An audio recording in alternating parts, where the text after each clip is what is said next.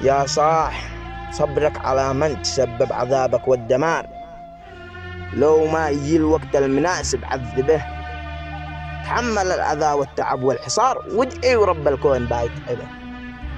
الله بايعينك على هذا الزمن كيف صار، أغلبية الحياة فيه صارت متعبة. الوقت ألقى الإنسان يشوف نفسه بين غار، ومن قسوة الأوقات قد الأوادم تعبه. ويش بنفعل لو قد الوقت جار، بس ارفع يديك واطلب اللي نطلبه.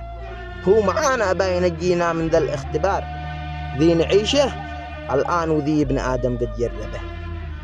ما يغير قوم إلا وقد غيروا مرادهم والمسار، واجب نغير مسار جديد والأول ندربه. ومن الآن كون فكر قبل اتخاذ القرار، وافعل الصح وامشي والغلط احسبه.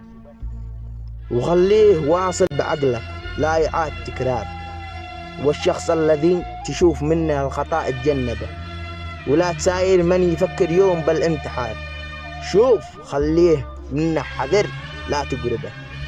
ولا تساير من يفكر يوم بالانتحار، شوف خليك منه حذر لا تقربه. لأن صحبة بعض الأشخاص كما لعب القمار، لو ما تلعب أنت مع شلة كل أبوها خاربة. قدهم فسد مهما نصحته تنصح حمار، والحمار لا ينتصح ولا يسمع من عاتبه. لا يفهم الدنيا ولا يعرف ايش جنة وايش نار، قصده لا يمشي ويحرك مخلبه. بس كل شيء كون استفسر من وصلنا لاحظنه واحنا صغار، كما قال المثل يا سعد من قال أبه. بل مختصر استفسر الأب وانت في يدك الخيار، كل حاجة بدون رضا الوالدين خاربة.